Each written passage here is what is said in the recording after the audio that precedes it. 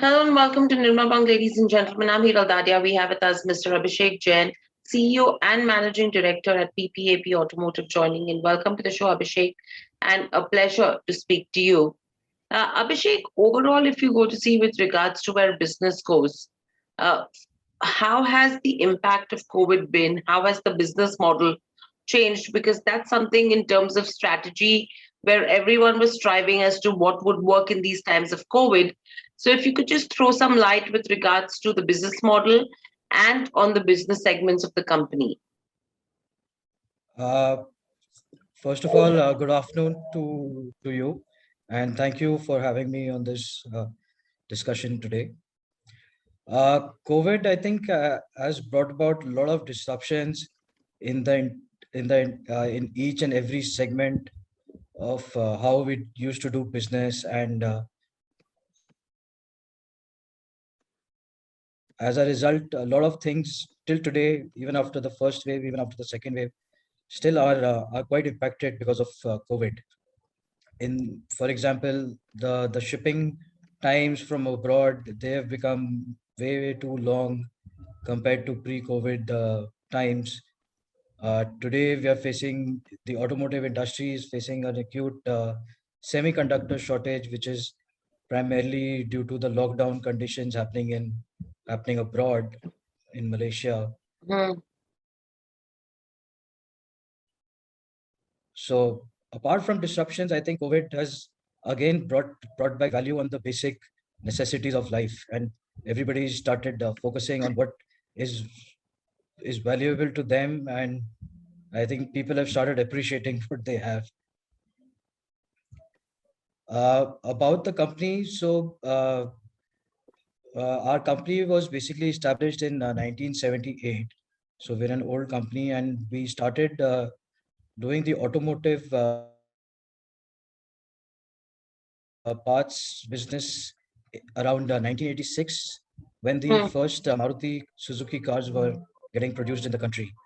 So we've been associated with Maruti since then. And over the years, we've added different plants to our portfolio. We've had two technology collaborations with Japanese companies, one joint venture which we established in 2012. We've added a lot of products, both in extrusion category and injection category. Added a lot of customers in over the years. Started with Maruti. Then, as all these Japanese customers started putting up their plants in India, we got associated with them. So Maruti, Honda, Toyota, Nissan, Isuzu, everyone.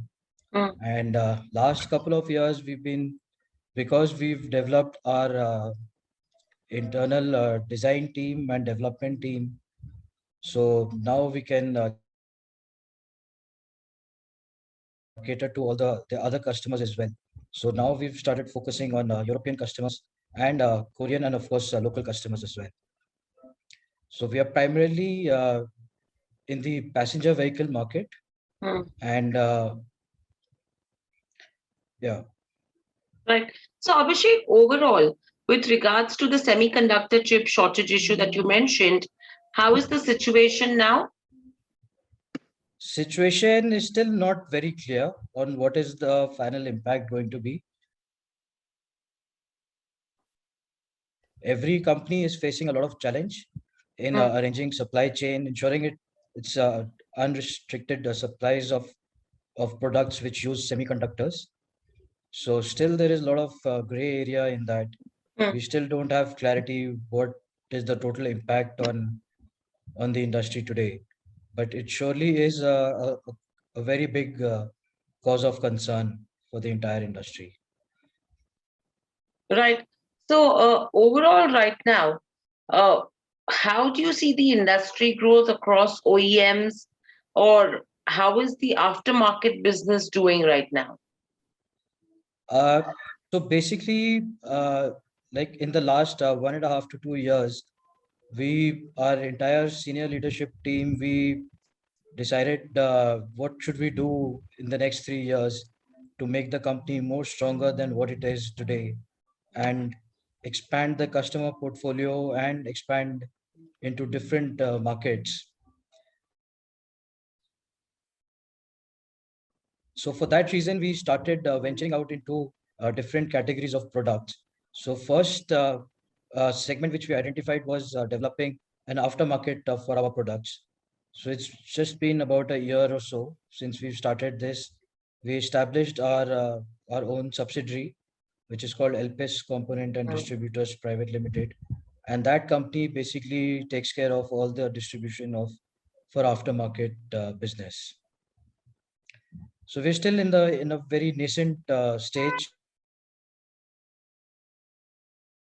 for aftermarket, and we expect that this business is going to become almost in the range of 5 to 10% in the next 5 years for the company.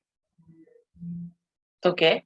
And currently, who are our top 5 customers and what's the kind of revenue share as a percentage of overall revenues from them? Our current biggest customer is, of course, Maruti Suzuki. I think that is true for most of the players who are there in the north of the country, focusing on passenger vehicles. So Maruti obviously plays a very important role in everybody's portfolio. So Maruti, we are almost 50% of our sales goes to Maruti and SMG, which is the Gujarat subsidiary. Apart from that, Honda is our number 2 customer, and followed by Toyota, Renault, Nissan, and Tata Motors. Okay. And so these overall, top 5 customers, they contribute roughly about 75% of the revenue. Oh, wow. And overall, with regards to where the content per vehicle goes, what is that? And if you could share the content per vehicle for your top 5 customers? It depends on which, every customer, we have a different content per vehicle, depending on the product range that we supply to them. So we basically have 3 product ranges for our automotive OEM customers today. First is the plastic sealing system. The second is the interior and exterior injection molding products. And the third is the rubber sealing system. So rubber sealing system is done by our our joint venture company called PTI. And the plastic extrusion and injection are done by the primary company PPAP. So it depends on customer to customer. So plastic extrusion systems, they have a scope of about 1,500 odd rupees per vehicle. Injection molding products, interior and exterior, we've gone as high as 6,500 to 7,000 rupees per vehicle content. For rubber side, content ranges from about 2,500 to roughly 4,000 rupees per vehicle. So it all depends on which customer it is and where our plant is located, whether feasibility is there from the transportation side. But this is the broad range of products that we offer to our customers currently. Right. And overall, Abhishek, what's the rationale of diversifying into a segment like rail containers, given that PPAP is predominantly an auto ancillary company? Yeah, so like I was telling you earlier, so our leadership team, we got together, we did a couple of brainstorming sessions on what we should do to grow the company much higher than what it is growing, and how do we expand our customer base so that we can de-risk the operations. So we basically focused on 5 different areas for growth. One is our core business, which is the automotive parts business. So that so there's a separate team focusing on this business, which is our core business, and continuously we are targeting to add new customers and new products to it. Second, like we discussed a couple of minutes earlier,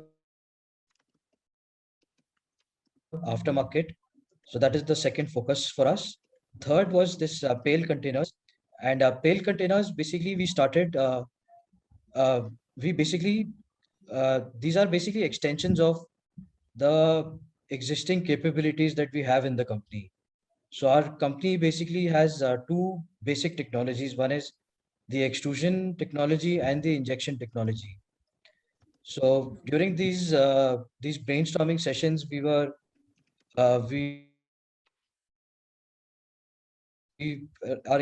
exploring what areas can we what kind of neighboring industries can we target with our existing technologies so that we can expand the customer base. So Pale Containers was a natural choice coming to that. It's and north side, I believe the uh, competition is also much lower. I think the biggest players are situated in the southern side of the country. So that's why we started just to improve capacity utilization of our injection molding machines. We thought we should have some injection molding products out of the automotive range, so that in case there is any disruption happening on the automotive industry, then at least we have some backup industry where we can push these products in and de-risk ourselves. So Pale was the third one. Then the fourth area which we decided was making commercial tools, commercial injection molding tools for our customers. So again, like since 2004, we had our in-house tooling facility, which was again for captive purpose. And 2008, so started with extrusion tools. Then 2008, we expanded that for our captive purpose for the injection side. So during these sessions, we thought we already have a good know-how for making injection tools, and we can make this as an independent cost and profit center and get external revenue out of it. So that's why we ventured into the tool side as well. And the last which we decided that what we're going to do is for on the EV side.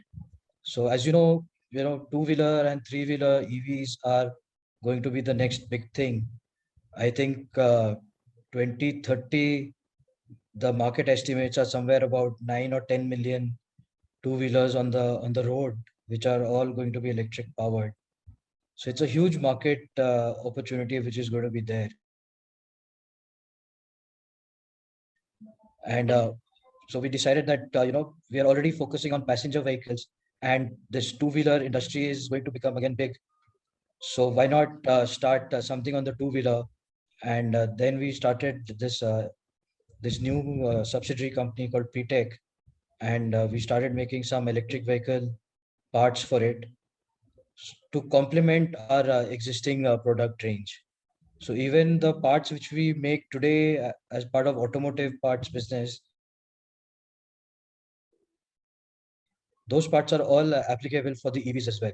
So along with using those parts uh, for the EV side, we thought we'll add a few more products, especially for the electric vehicle, and that's why we made this subsidiary, and we've started designing and developing our own battery packs for the EV customers. Right. So, what is the EV opportunity in terms of business for the company? What's the size that we are looking at? Say over the next 3 to 5 years, what percentage of our revenues could come See, from the EV? current size, I think that's a very difficult question to answer right now, because the current market, I think it's just about under 150,000 vehicles per year. Correct. But the current, the new FAME 2 policy and the way government is focusing on electrification, and like I just said a couple of minutes earlier, the market size is going to be a huge market, like roughly 9 million to 10 million vehicles per year. So it's a huge opportunity which is in front of us today. And right now we are developing our own technology. It's not that we are, doing some copy mold, copy designing or something. So even today, like we have around 20 odd different battery packs which are being designed by our own engineers in the company, and we've also uh, made some contracts with the academia to develop something for us. So currently we are doing all this development work in that company before we start doing some good business there. Hmm. And overall, moving away from from the EV segment as well, what are the new strategic initiatives that the company is expected to take going forward? Like I just said, these five different business Hmm. segments that we have now created within the company. So these are going to be the focus areas for us Okay. in the next 2 to 3 years, and all our energies are going to be in how do we Hmm. make these five different areas grow further and grow much bigger than what they are today. Right. So to get and achieve that kind of growth, what's the kind of capex that we are planning for the next couple of years? There's no particular figure that we have in mind right now, Hmm. because we're going very we're watching what we are investing, but on a broad calculation basis, I think what we are looking at is about investment of roughly 200 to 300 crores in the next 3 to 4 years to in all these product segments to make them uh, grow to a good size. So will we be looking at raising funds, or will we be doing it through internal accruals, or will it be a combination of both? Our If you look at historically also, so our focus always has been on investing the money which we have earned by Hmm. ourselves. So internal accruals has an important role in expanding in doing all the capex. But such amount of capex if required, then of course we will need a combination of Hmm. internal Hmm. funding and external funding as well. Right. And overall, uh, what's the kind of growth you're expecting with regards to top line, bottom line, and in terms of where margins are concerned over the next 3 years? Margin side, I think we are quite comfortable in what we achieved in the quarter 4 of last year, because that was a full good quarter that we could get out. Before that and after that, there have been disruptions happening either on the lockdown side or some other disruptions have been there. So going forward, I think quarter 4, what we've been able to achieve, we are quite comfortable in achieving that going forward as well. Right. So, any new milestones that we are looking to cross as the next in the next 3 to 5 years? Well, we are definitely like all these different product segments that we are getting into. So this is very exciting time for us, and we're trying to figure out good strategy and good try to achieve good inroads to all these new areas that we're developing. So there's a lot of excitement in the company today to achieve this higher growth than we have been what we have been achieving in the past. Absolutely. So that looks like a great roadmap from here on. Thank you, Abhishek, so much for joining us on the show. It was a pleasure to speak to you, get insights from you. Good luck for the coming quarters. We'll speak to you soon again, and stay safe. Thank you. Subscribe to our YouTube channel for in-depth interviews of India Inc. and press the bell icon so that you do not miss our updates.